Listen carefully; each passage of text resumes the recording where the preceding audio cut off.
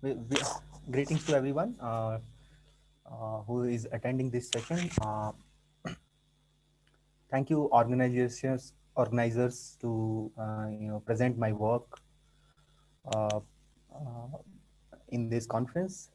I'll be briefly talking about the ground-based calibration experiment which I have done for an high-energy or X-ray polarimeter called POLIX, and so basically, I'll be talking about first about some motivation to do high energy polarimetric measurements, show some results which are very few currently in past 4 or 5 years. Then I'll give a brief general description of the technique, principle, and the overall instrument specifications. And then in the end, I'll go on to describe two calibration experiments which we have done, which will be helpful to do meaningful polarization measurements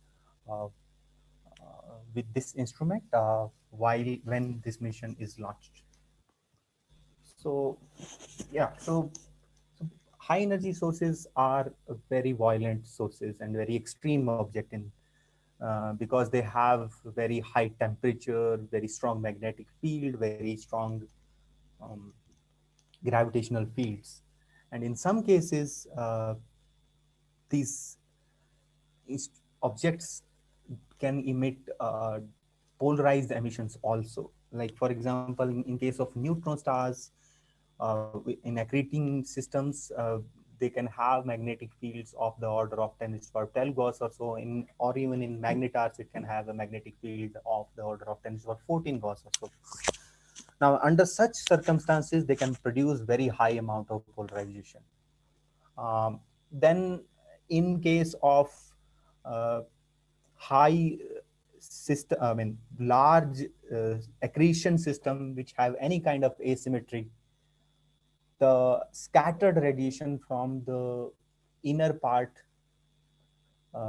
get scattered. I mean, once they get scattered from these structures which are in the accretion disk, can also be polarized of the order of about few percent up to like 10% or so.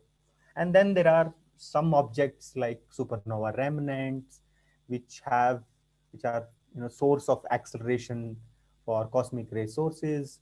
They can also produce polarized X-ray, which can be measured and to make use of these to know more about these objects. Like, so some of the questions which can be answered with these kind of measurements are, like, for example, one can go into the deep understanding of the geometry and the origins of X-ray on the poles of neutron stars in accreting and even in isolated pulsars like magnetars. And so there about, like, for past 4 or 5 decades have passed, where in which these study objects have studied in detail in timing, spectroscopic, and in some cases even imaging. And all these studies, theoretical models have given us good understanding of it, but there are some still key answer which can come from the polarimetric measurements in X-rays. Then one can also determine the mass of the black hole, spin of the black holes. As I said, the, the scattered radiation from the black hole systems can be polarized after getting scattered. And that scattered radiation has a signature of black hole spin, as the polarization signature is energy dependent based on the black hole spin. And then there is another interesting experiment which has been which has been suggested to measure the polarization of from the Milky Way around, I mean, about around from the clouds around the Milky Way, to know whether the our galaxy was in past some kind of an AGN or not. So these are so the polarimetry in high energy is very difficult, and that's why it has not taken so far. One of the main reasons of why the X-ray polarimetry has not taken up as a mainstream measurement techniques of astronomical sources is because uh, that the techniques that we use to do make such measurements are highly very low efficient processes.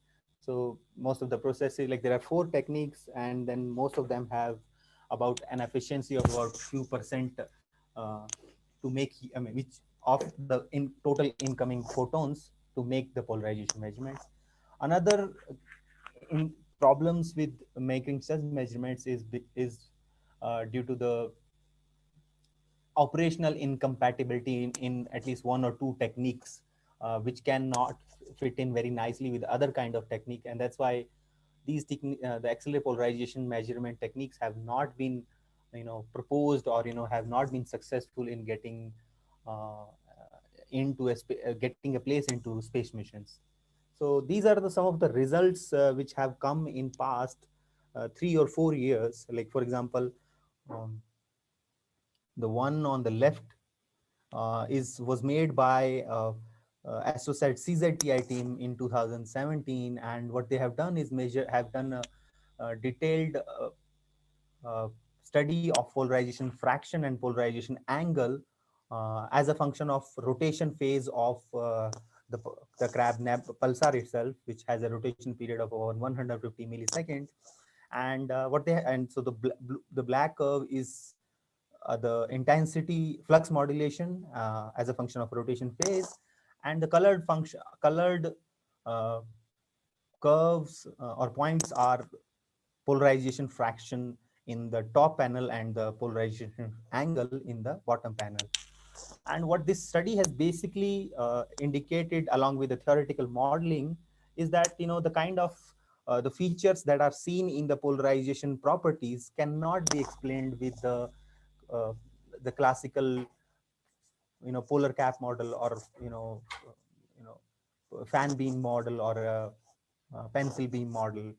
uh, so the results were kind of challenging the existing theoretical models in which are already being used in timing and spectroscopy study to be understand the behavior.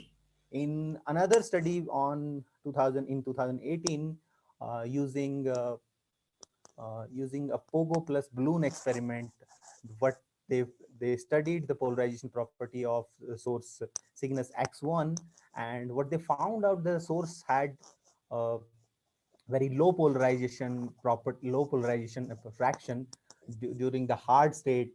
And what this means is that, out of the 2 models, which are lamp post corona model and extended corona model, this favors the extended corona model over the lamp post corona model in this current state of the source, since the extended corona model predicts a lower amount of polarization, uh, and the lamp post corona model predicts a high amount of polarization.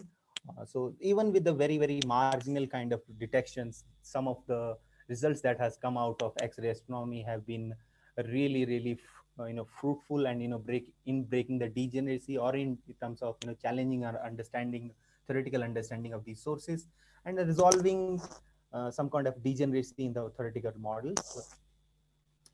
Another measurements was made An attempt was made with for this HMXV pulsar GX301.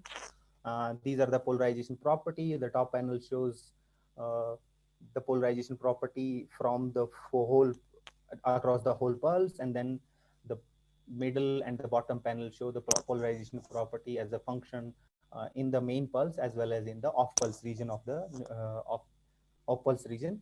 And what they found, that the polarization property is about 27%, but their measurement values have very large error bar. Even the lower limit is consistent with the zero polarization. So they have very large error bar. But what the author, their campaign was disturbed due to the balloon, some kind of gas leakage in the balloon.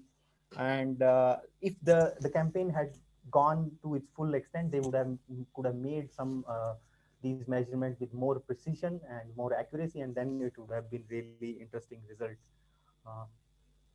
Uh, and first, my previous speaker talked about one technique, which is, I mean, a standard tech, I mean, a technique in statistical data analysis for photoelectron-based polarimeter. The one which I'm going to be discussing is Thomson scattering-based polarimeter, and what the basic principle is that when a photon comes in and interacts with a low energy photon, there the distribution is given by Klein-Mishina formula in general case, but in the low energy case, in the the Thomson limit, uh, uh, it can be reduced. The omega factor can become one, and then what this means is that the polarization, the photons after interaction with the electron gets scattered with at maximally at, or with the maximum probability in a direction which is the polar angle at 90 degree, and the azimuthal angle also 90 degree to the direction of electric field of the incoming photon. Varun, 5 minutes, less than Okay. 5 minutes. Okay, sorry. So I'll have to pick up. So what you can do is basically, sort of rotate your detector around your this anisotropic polarization photons, and you can measure the modulation factors. And this is the formula for polarization fraction. So this is a main. This is one of this is the detector, and so these are the calculated sensitivity limits for this instrument based on a lithium scatterer, and which basically tells us that um, for a source of about 100 milliCrab, the polarization minimum detectable polarization can be a few percent when the integration time is taken about 300 kilosecond or so. Um, so this has three main component. The one is the first is the collimator. Then it has a scatterer, and then it is made of proportional counter or type of detectors. These are some of the important technical description of this instrument. And um, uh, the modulation factor for this instrument is about 100 for 100% polarized is about 40%. uh, so what I have done for this experiment is I have tried to calibrate this collimator.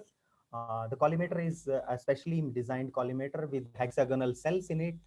And what we have done is that this is the experimental setup.